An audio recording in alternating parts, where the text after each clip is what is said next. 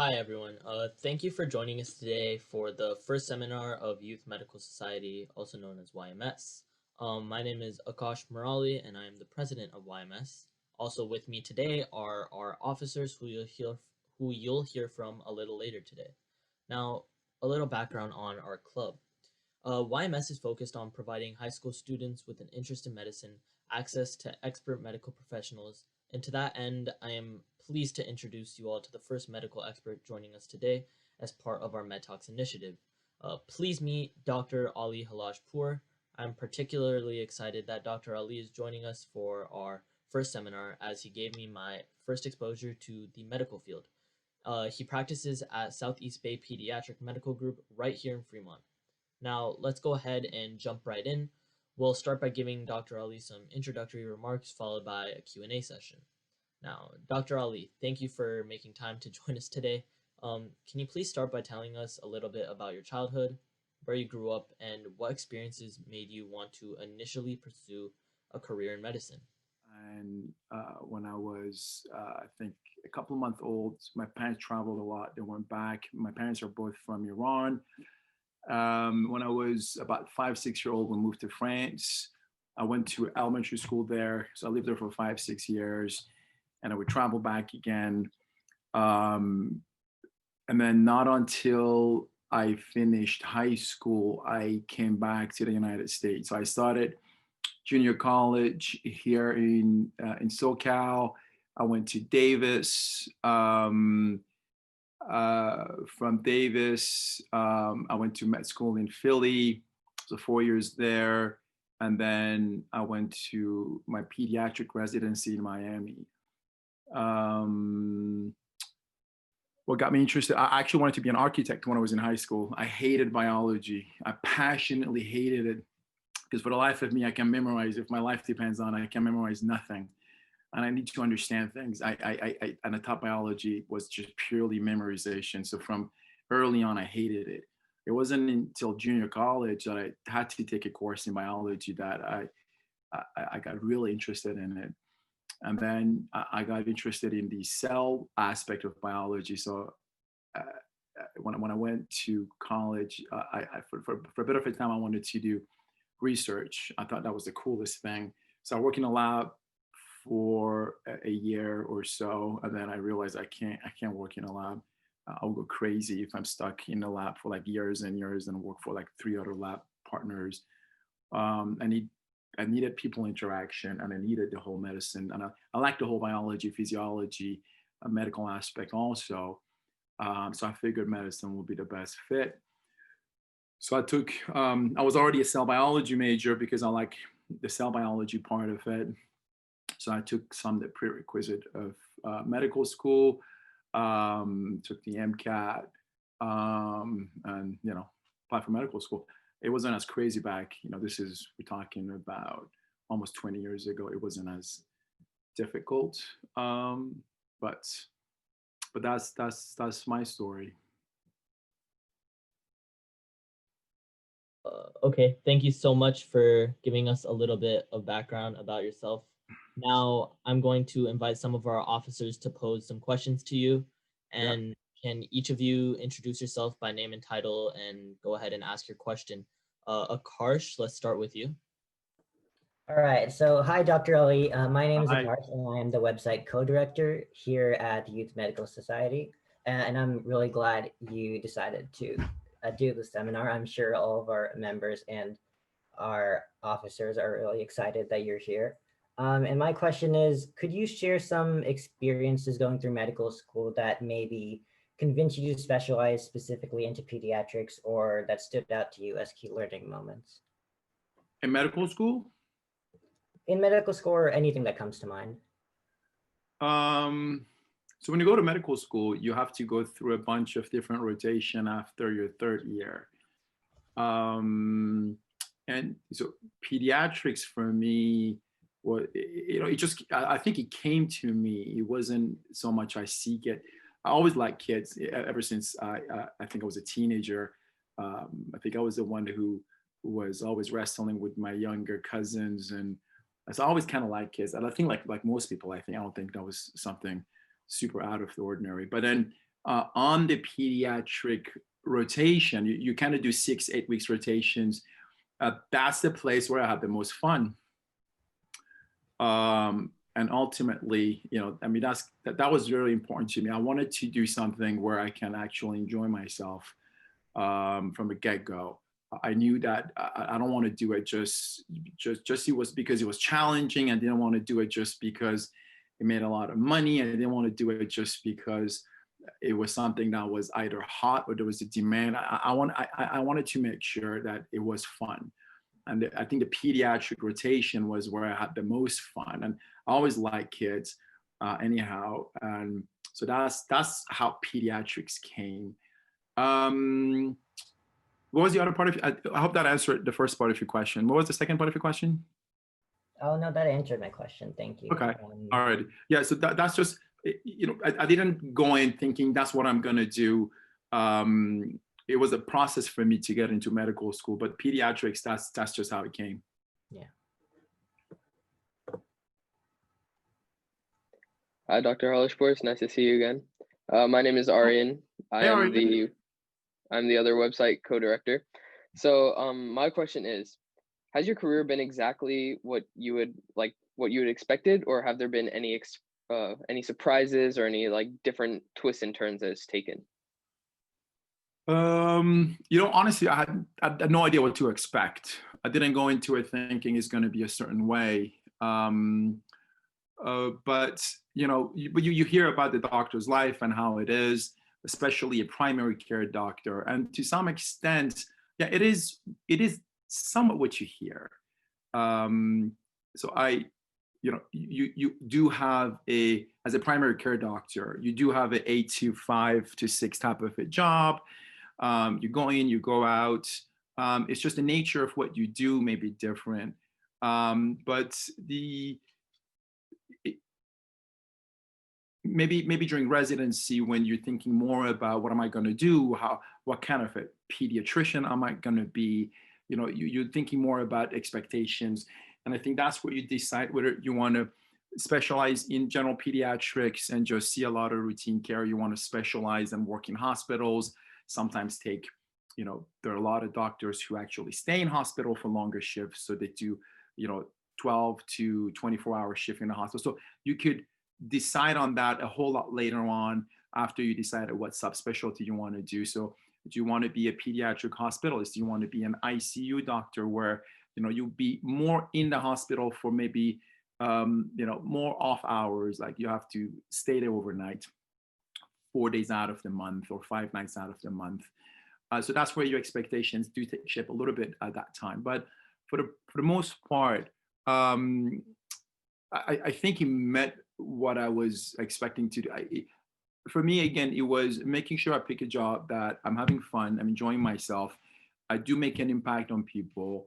I do help out. I always kind of like teaching. I tutored a little bit when I was in college.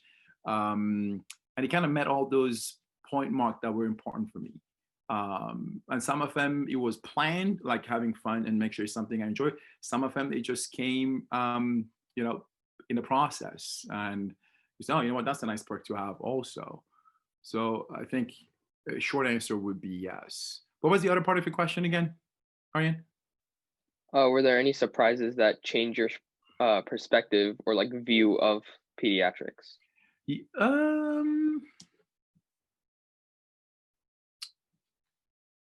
Surprises.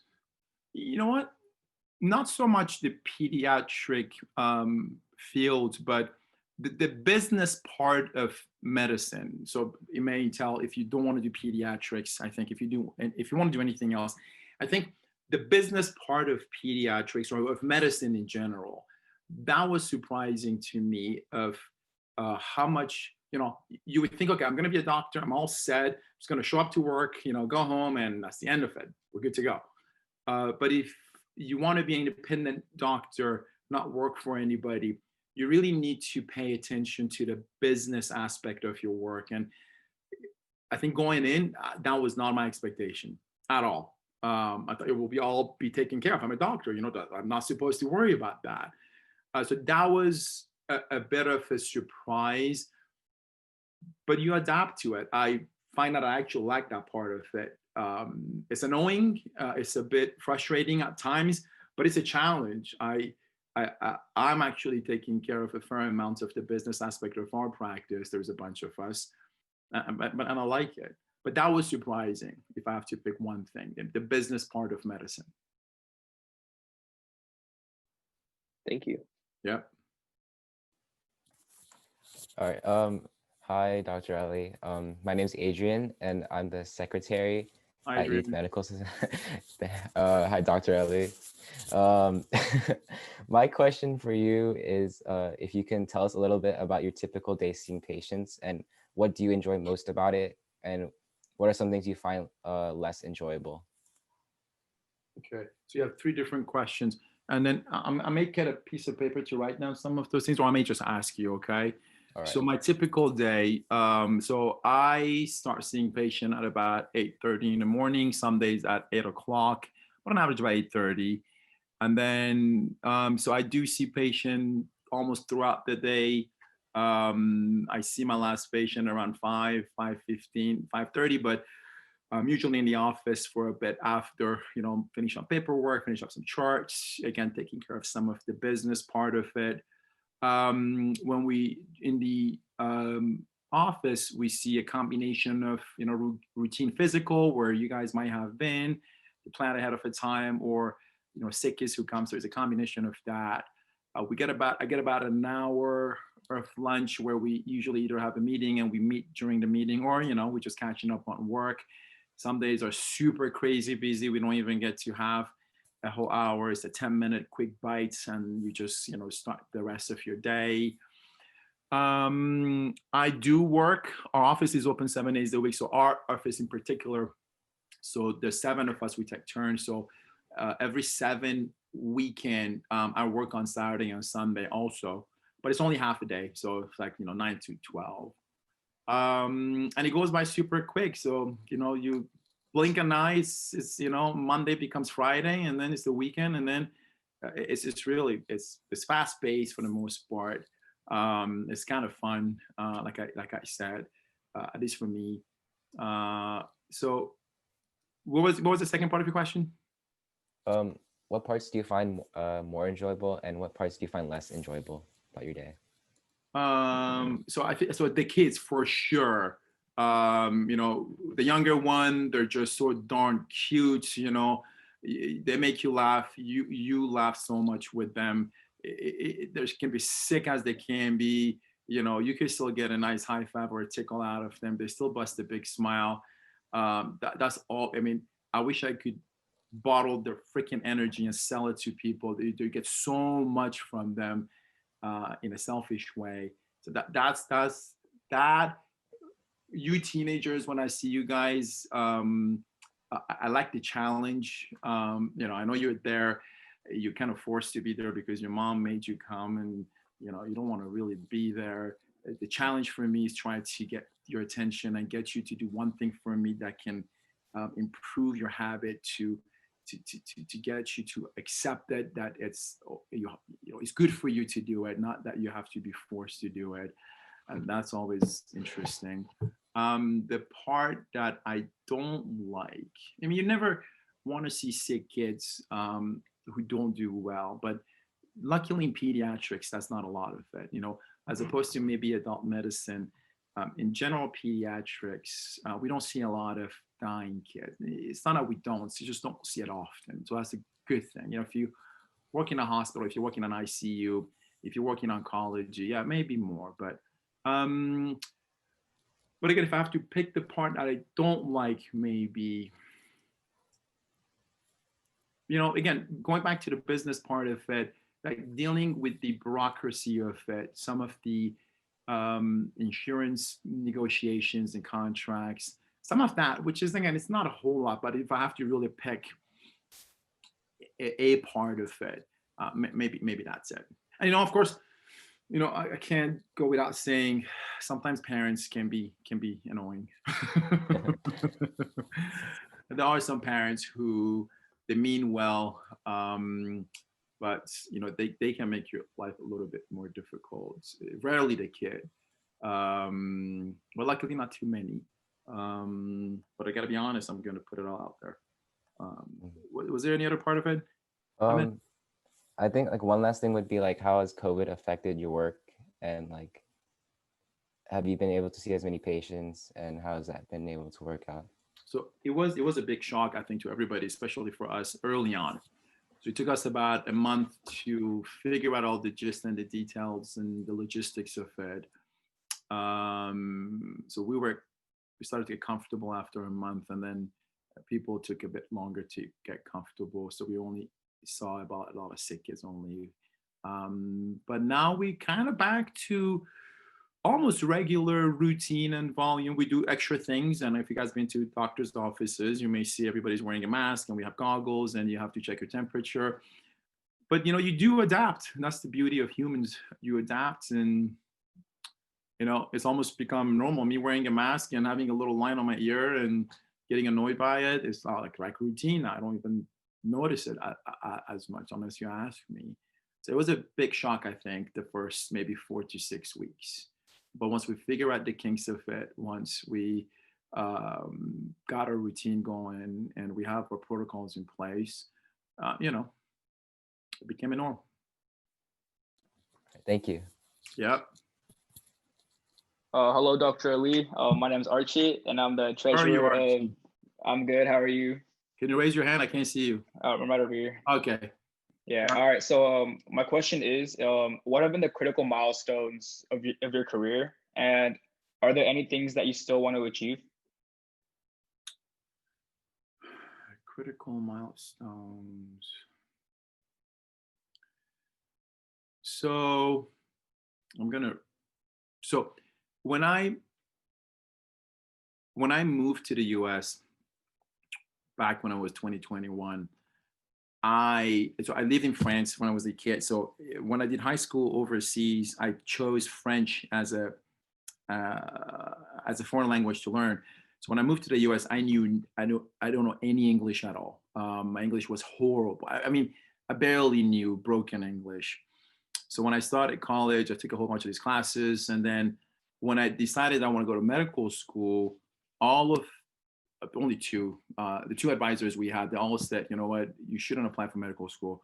You're not there yet. You're not strong enough an applicant. You're going to fail the MCAT, the English part of it.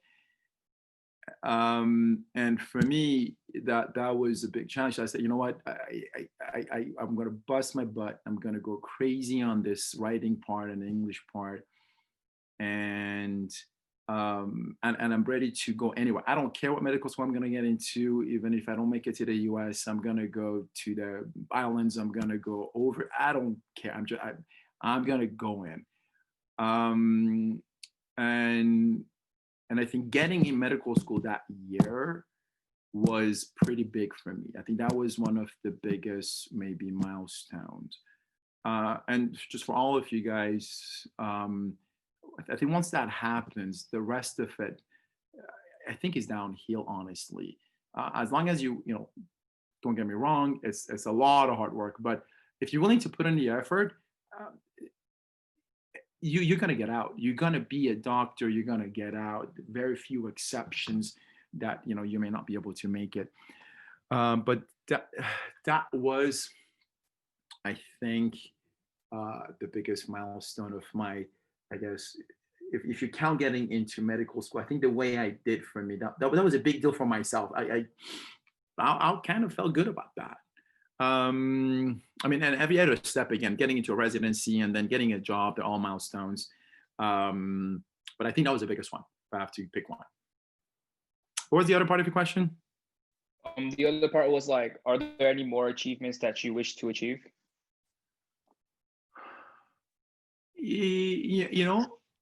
I think being the best doctor that you could be, I think is a goal for, I think, most of us.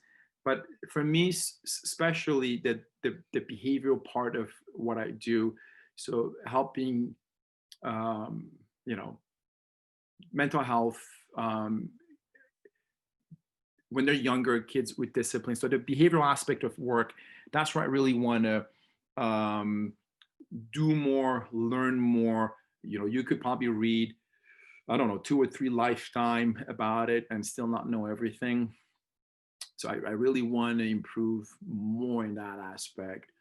And then eventually, one of my goal was, so okay, I'm gonna go into this, and if I make it, I'm gonna give back to the community. And I haven't had a chance to do that as much as I want to. These little things that I do, volunteering that I do for schools and talks that I do count them, but I really want to be able to be less busy with work and other obligations so I can give back more. Just being as lucky and as fortunate that I have, I do feel like I need to do more for the community. So being able to give back more, I think that's the next biggest achievement I want to move towards. All right, thank you. Yep. Hi, Dr. Ali. My name is Tu Min, and I'm one of the publicity directors here at YMS. Mm-hmm. I have a couple questions, so feel free to ask me to repeat myself. But to start, how have you seen the field of pediatrics change over the time you have been practicing? Also, what are the major breakthroughs in the field that you are looking forward to, and how would you like to see the field change in the coming years? Okay, so I'll ask you the first question, and then you have to repeat the other two later. So what was the first question again? I was thinking of the other two. How have you seen the field of pediatrics change over the time you have been practicing? Okay. So, when you go in medical school, there's this saying that about half of what you learn in medical school is going to be wrong in 10 to 15 years. You just don't know which half. So the knowledge is always changing, right? The things that when I recommended 10, 12 years ago, now I'm giving the exact opposite recommendation. So the knowledge is evolving. There's more research, there's better research that, outdo the old research that wasn't as good. So you always have to stay up to date. And it's not as hard as it sounds. You end up reading journals and go to conferences. So you get caught up a lot. So that's changing all the time. I mean, medicine in general. The part I think that is changing the most is the way the system works. Again, the whole bureaucracy of pediatrics, how you see patient and the insurance and the business aspect of it. And that's changing just all the time. You guys, I'm hoping you're keeping track of politics a little bit about, universal healthcare versus, private, sector of healthcare. So they're always trying to work around a way that, patient can be seen in a better fashion and make the cost of health care a bit less expensive. So there's all these rules that they come and go. There's all these models that are applied, and we have to kind of oblige by them. So I think that's the most variable component of medicine, pediatrics included, aside from the new knowledge that comes, the new inventions and things like that. What was your second or third part? What are the major breakthroughs you've seen in the field, and what are some things that you're looking forward to seeing in coming years? Major breakthroughs. So we're really excited about genetics. Pediatric, medicine is the, last field in science. All other fields, information technology, nanotechnology, they all have, leaps and bounds of improvement. And we think medicine is the last one. In the next couple of years, we think we are in this, knowledge improve on prior knowledge. And eventually when there is enough of it, it just takes off like crazy, like, information technology. We think pediatrics and medicine, we're right there. There's so much research. There's so much evolution in the knowledge that we learn about medicine. That we think the next 10 to 20 years are going to be super exciting. There is a lot of new, things that are come around that, we're going to hopefully have cures. We're really hopeful about, pediatric cancer. especially leukemias. The mortality has improved significantly in the last 5 to 10 years. Right now, about, I think, don't quote me on the numbers, 90% of pediatric cancers are treatable now. Now I know they have a 90% survival rates in 5 to 10 years. To the genetics, there's going to be a lot of changes, hopefully, and a lot of good can come out of that. So that's, I'm really looking forward to those things. And I'm sorry, what was the last part of your question? You answered all the parts. So Okay. thank you. Yep. Hi, Dr. Ali. My name's Ashley. Hi, Ashley. I'm the other publicity director. My question is a little more simple. It's, what are your other interests outside of medicine, and how do you manage stress? That's a really good question, because a lot of doctors, if they don't take care of, don't realize we're so busy, we don't take care of yourself, you're really going to burn out. And if you burn out, you can't provide as good of a patient care. It shows on your attitude and your care, and it's just unhealthy. So I try to do a lot of different things. Sleep is super important for all of you guys who I care for you. The few of you who are here, you know how crazy I am about sleep. So I do try to sleep well. I do try to eat well, the kind of food that goes in your body.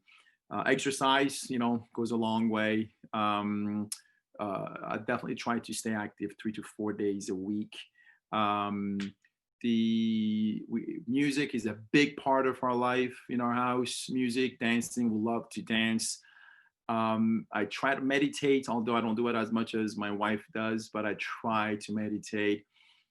Friends and family, especially family. Family is a big support. I'm sure you guys, maybe not at your age, you may not rely as much on it or realize it as much, but as you get older, you'll see it's a huge support system. And then some other conscious decision. I'm lucky enough that I can decide how much I want to work. I intentionally only work 3.5 days. Our limit in our office is you can't work more than 4 days. If you work more than 4 days, you're going to burn out. You can't provide as good of a care to your patient, because our working days are pretty solid, busy working days. I'm deciding to work even less than that. And I know I'm going to make less money, but so I can spend more time with family. I can do other things beside work and medicine. So I think that conscious decision to balance life and work is also important. But all of the things that I mentioned to you, again, a big part of being able to do this for a long time, have fun while we're doing it, and not burn out and get stuck into that cycle. Did I answer your question? Yes, thank you. Yep. Tell Daddy I said hi. I haven't seen him in a long time. Hi, Dr. Ali.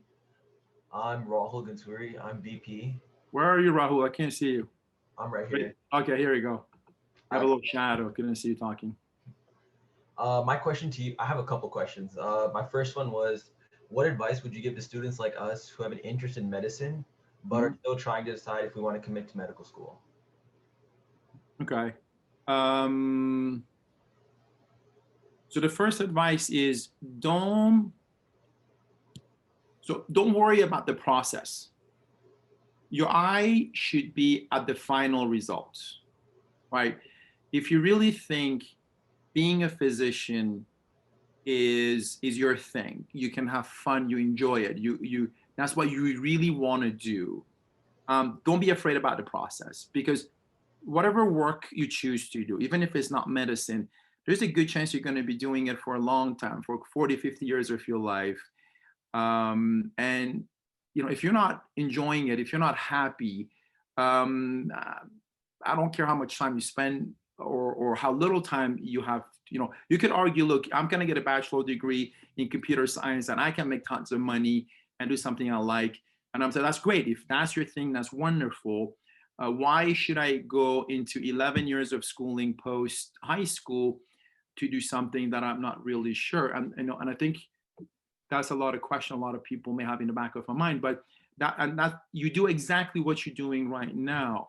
And I may be giving you a long answer to your question, but bear with me.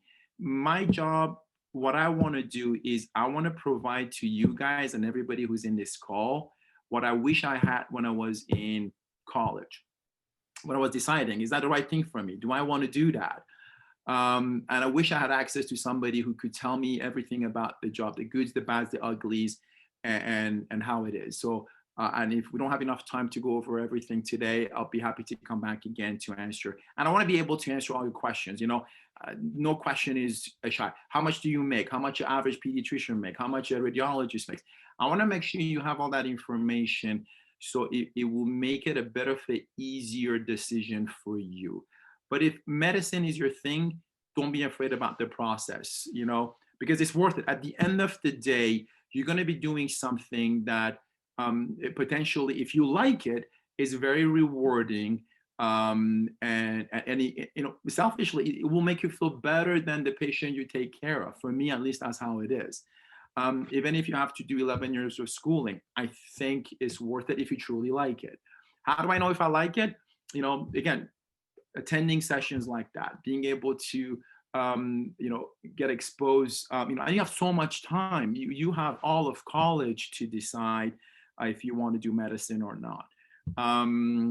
But I think my advice would be, don't let an extra 5-6 years of schooling in a scope of your lifetime of work, 45, 50 years of work, is nothing if you're going to be doing something that you're really going to enjoy. So don't be afraid to spend that extra time if really medicine is what you enjoy doing.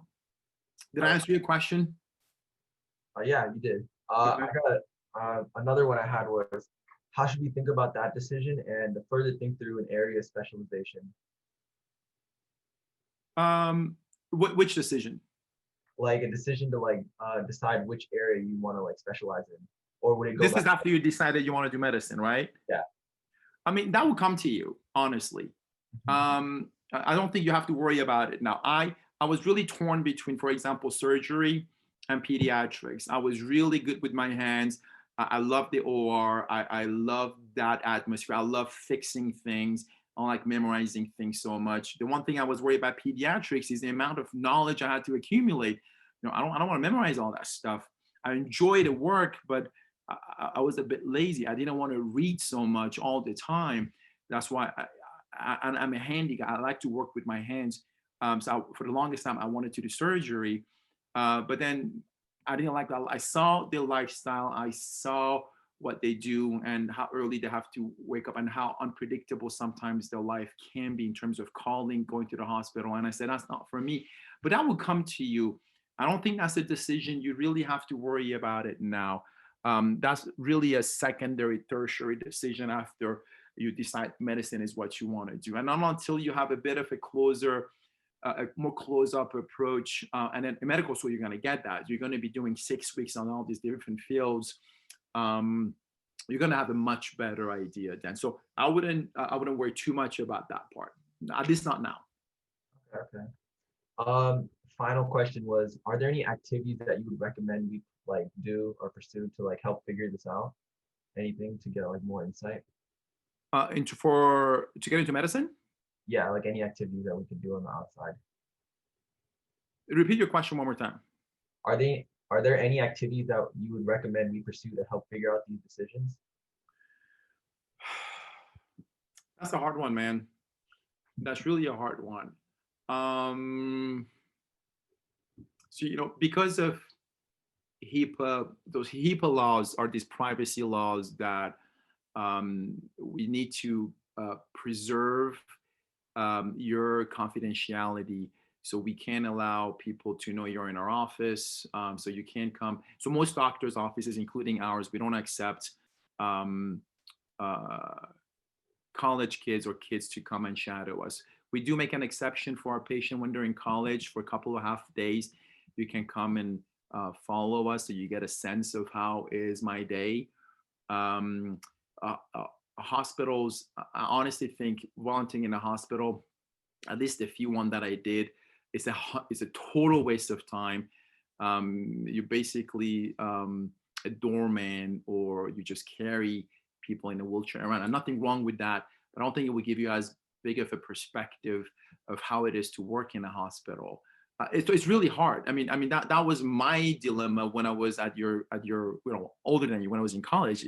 How do I know if this is what I want to do? So these type of things, if family members, if you have a dad's friend is coming over and he's a doctor, he's a nurse, he's a ultrasound tech, don't be in your room doing whatever you're doing. Come downstairs, get in a conversation. How's your day like? Where'd you go to school? Can I shadow you at your work one day? Ask them. And then reach out to places. You never know who, make a standard email that you could just change the name of the person or organization, and then email it to all these big organizations that are teaching facilities, the Stanfords, the UCSF. I mean, somebody like me may be crazy enough to want to spend an hour or two of his day for free to talk to you guys or show you around, and you may get lucky.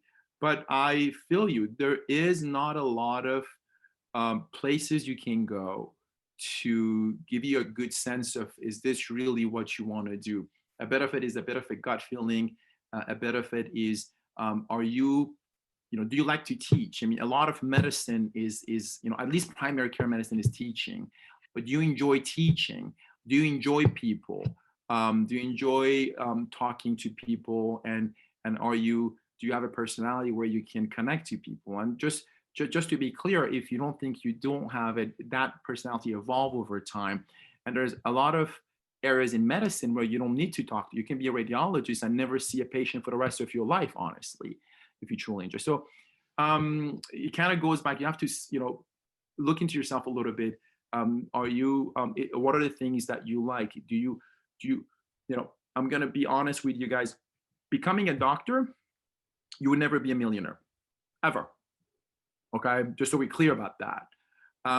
But you also never be poor. You're gonna have so a lot of people go in it, because they think they'll make good money and they're gonna be successful, and you make decent money, no question about it. But all the things you see on these shows, on TV, that they have 3 houses and a mansion and 4 cars. These are TV shows. With the amount of hard work you put in becoming a doctor, you put on any other business, I think, or any other major, I think you're going to make as much, if not more money. So a lot of kids at this age, they have this tendency of thinking that, I want to go because I want to be successful and I want to make a lot of money. That's the wrong reason to go into medicine, because you'll be very disappointed. So if that was anybody's, it may not be your original intention or thought, but I want to make sure I'm clear about that. So again, looking in a little bit, your likes and dislikes, and can you be seeing patient on a daily basis for 40, 50 years of your life, 5 days a week, 10 hours a day? Is that something you think you can do? For me, yeah, I wanted human interaction. I couldn't see one single person the whole day. I like the fact that every room I go from to the other, it's a new person, new personality, something new. And it keeps changing all the time. I like that interaction a lot. And I have a lot of friends who say, I could never deal with a crying kids. You're crazy, you're out of your mind that, you're willing to see kids who cry all the time. And I tell them back, and I couldn't do adult medicine. I can't deal with, 56-year-olds who always complain about my back is hurting and they have 55 different medications. So, you realize where you lay on this spectrum. And eventually you'll see what fits your personality. Okay, thank you. I couldn't give you a good solution, but I hope what I said made sense. Okay. Thank you for answering all of our officers' questions, Dr. Ali. Yeah. So I'd like to open up to a member Q&A now. How we're gonna work this is go ahead and raise your hand in the participant section, and I will call on you and allow you to unmute yourself and ask your question, just to avoid any complications.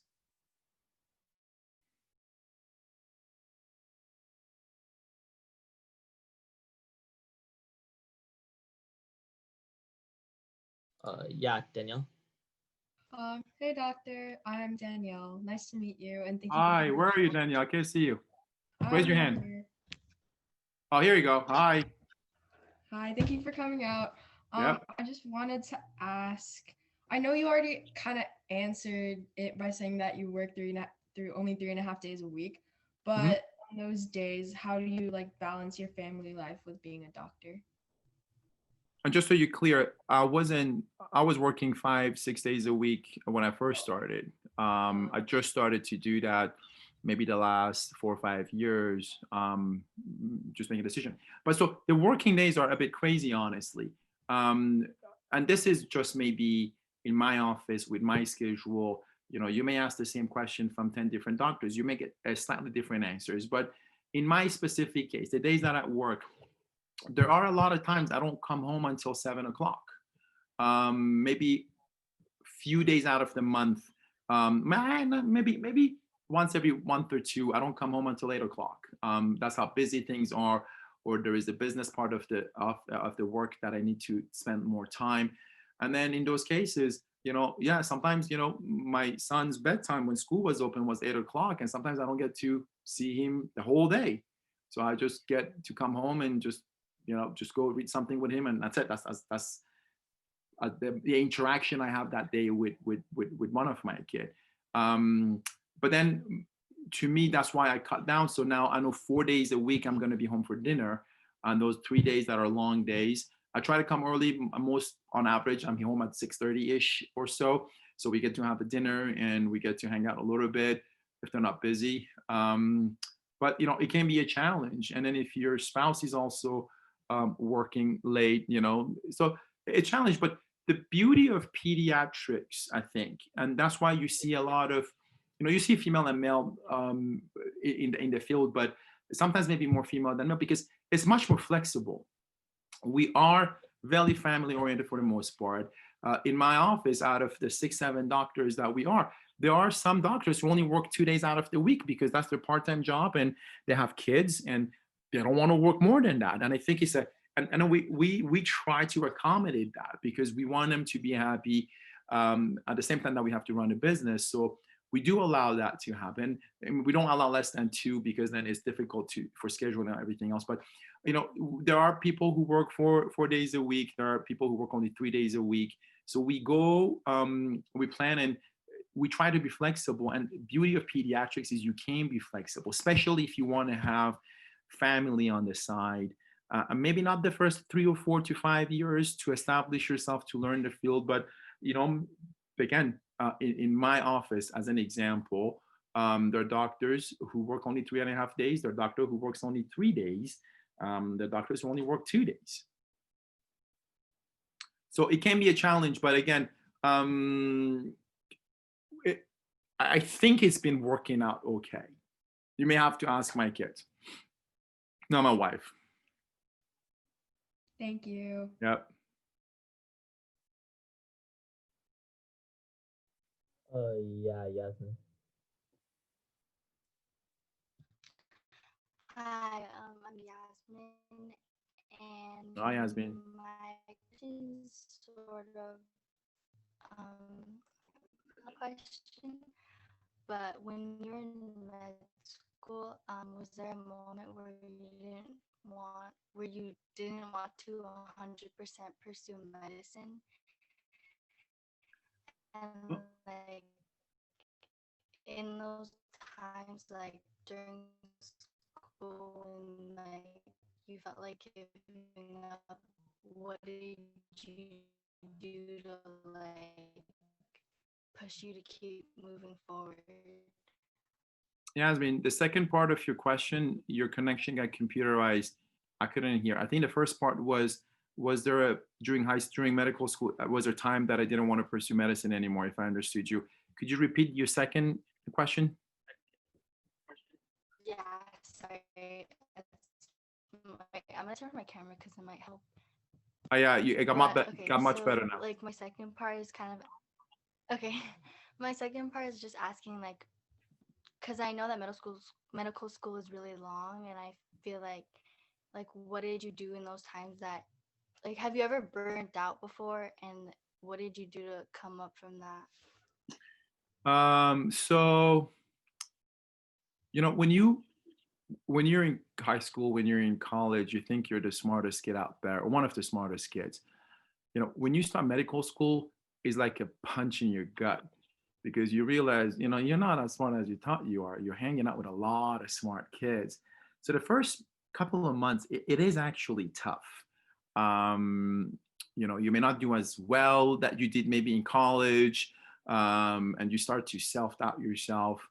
But you know, once you get to know the other kids and what you know, and then you think you're the only one, you think everybody else has it figured out. You're the only one who's struggling. You don't know anybody just yet a whole lot. But once you get to know other people, once you form your groups, once you start to hang out with other people, you say, no, you know what? Everybody's almost suffering the same amount. It's just some people show it well, some people put on a good show, and they don't show it as well. Um, I don't think there was any time that I said, you know what? That's it. Screw it. I'm done. Um, but the things you do, you cope again is the friend. It's almost like the camaraderie. There's a bunch of you guys suffering the same exact problem, some more than others, and then you do try to help each other out. And then the schools are very supportive, honestly.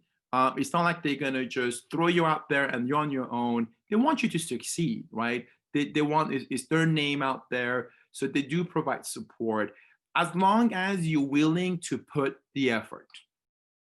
I mean, you need to know that it takes hard work. But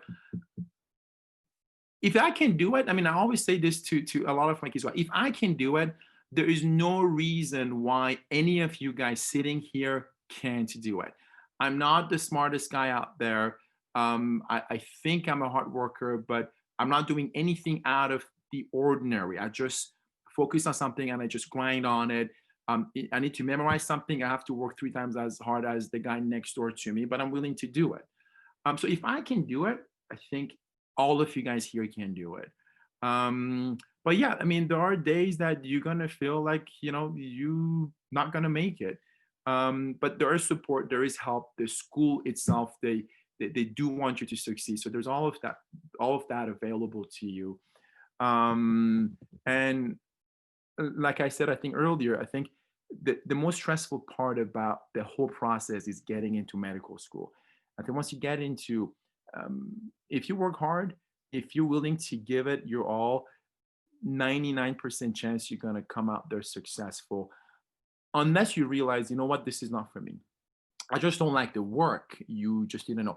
I had, I think, 3 or 4 classmates that on the 3rd year of medical school, they said, you know what, that's not for us.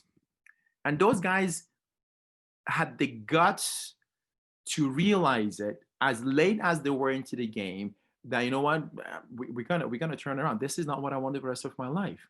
There's so many of my, not so many, I know a few classmates, and I'm sure there is more, that they didn't like the work. They went there because whatever impression they thought, maybe they were pushed by parents, and they stuck through because they've come this far. And now there are doctors out there, not very happy doctors, maybe just because they don't enjoy the process, but just because they went so far, they had to, you know, finish it up and, you know, go on with their life. And so that would be, I think, the only reason why, you know, you may want to not finish up or may have a lot of trouble. But if you really goal oriented, if you think this is for me, I really want to do it. I think once you make it to medical school, it's doable. It's definitely doable. Again, if I can do it, there's no reason any of you guys can't do it. Did I answer your question? Yasmin? Yes. Okay. Thank you. Yeah. Thank you for answering the question. So I actually kind of had a question of my own as well. Oh.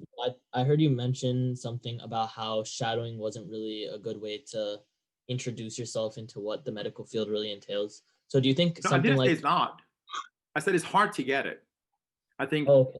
No, yeah. I think if you can get a shadowing position to in a doctor's office where you can follow that doctor around, you know, I think that's great. It gives you a sense of what they do and how it is. What I said is really hard and if I misspoke or if I wasn't clear, I apologize. It's really hard to get those positions. Okay. That's why I said reach out, write emails to all these facilities, just bombard them with email. That may be one way for you guys to find somebody who's willing to have you guys for a couple of, if you don't know anybody of your own, a friend's family or a specific connection, just you got to hustle. You got to reach out and see if you can find a place where they can, have you shadow for. But it's just very hard to come by. If you can't do it though, just go for it. But go ahead. And then another one that I had would be, if you're going through medical school, do you think surgery versus pediatrics, which one do you think would be the harder one of the two to kind of get through? So surgery is longer for sure. But and again, this is personality. There are surgeons that they can say, I could never go through pediatric training because this is not what I like. I can't deal with kids dying or, kids being sick and just, I can't do it. And there are pediatricians who say, I'm never going to have that type of lifestyle. But surgery is a bit more, is a lot longer. The hours of, work that are, you have to wake up earlier. You have to go through seeing patient a lot earlier. You kind of link to a hospital all the time. So you have to be living close to a hospital as opposed to primary care where you can, have an office in the middle of nowhere. You're not linked to a hospital. So it depends. Again, depends on what you like. Like I said, you shouldn't be afraid of the process. If surgery is what you like, if neurosurgery is what you like, which is even longer, you got to go all the way, man, because it's worth it. The end result should be your goal. So first you got to figure that out, whatever the process is you're going to go through. Okay. I was one of the oldest kids in my medical school because I didn't go straight from high school to college, 2 to 3 years. So I started junior college when I was 21, believe it or not. But I think that was to my benefit because I think I was more mature. I could make some of those decisions maybe a bit easier than maybe a 17 or 18-year-old who just finished high school. So my point is, don't be afraid about the process taking longer. You will be more mature. You can make better decisions. I think you'll be more successful. Don't get stuck into this notion that I have to go from high school to college to medical school to work and blah. Otherwise, it's never going to end. And when you start working, you're working for the rest of your life. So if you're not sure, take time to explore a little bit. Don't lose sight of the final goal. And I don't know, you guys most likely know this is what you want to do, but you don't have to be a biology major. You don't have to get a bachelor degree in science at all to apply for medical school. You can major in philosophy in college. As long as you take the prerequisite for medical school, you could still apply for medical school. So if you're not sure, you could study computer science, get a bachelor degree in computer science in business administration, and still apply for medical school. As a matter of fact, it's really important that you have other hobbies, other interests. And I'm going off on a rant a little bit maybe, but in my opinion, we have way too many boring doctors, not because of their choosing of anything being their fault, but most, they've been studying hardcore in high school, and then they went to the college, and because they're pre-med, they've just been working their butt off and studying in college, and then got into medical school, and then studying even harder, and then so they really never got a chance to. And this is again, I'm not generalizing. We have a lot of interesting, funny physician out there. But compared to maybe other fields, but they never got a chance to explore some of the other interests and be able to maybe, engage in other things they like beside school and study and science and biology and medicine. And with some of my friends, even when we go to a bar for a drink, even the joke are medical jokes, which was, it's kind of depressing. Like they can't talk about a whole lot more than medicine. So make sure that you're not you're not like this so much in terms of addressing the process. Have an open mind, have other interests and hobbies, and then give it time and see how the process goes. Thank you. Appreciate it. For all the members, I would say we have about enough time for one more question. So, yeah, Akash. Yeah, so adding on to what you said about shadowing, how old do you actually have to be to shadow a pediatrician? Because I've heard for like surgery fields, you have to be like 16. And then like at shadowing at such a young age, what would be what would you be expected or able to do? You're going to be flying a wall, honestly. You're not going to be doing much. You'll be just watching how the day of the doctor you shadow goes by. At least that's the way it works in our office. When you are in medical school and you're working in a doctor's office, they have to make you do things because it's in a teaching facility. But when you're either a high school students or a college students and you're shadowing a doctor, you literally are flying a wall. You just sit in a corner of the room and you watch the interaction between the family and the doctor. And then the doctor at the end, they try to, once they're done with the patient, if they have time, they try to talk to you. Okay, so this is what we talk about. This is how it happens, and they try to give you some ideas of why they do what they do.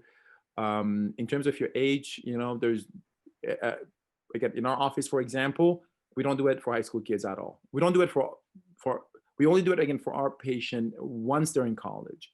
And this is just us in our office. Other places they may do it differently. I do think that they all need, you need to be at an age where you could be working. So yeah, 16 I think is the age, but for us, you have to be in college, for example. So it's different for every place, but don't expect to have a lot of hands-on experience for shadowing.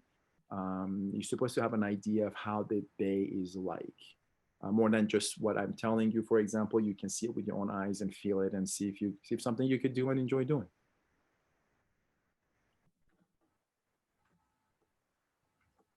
What else? Anyone else that has a question?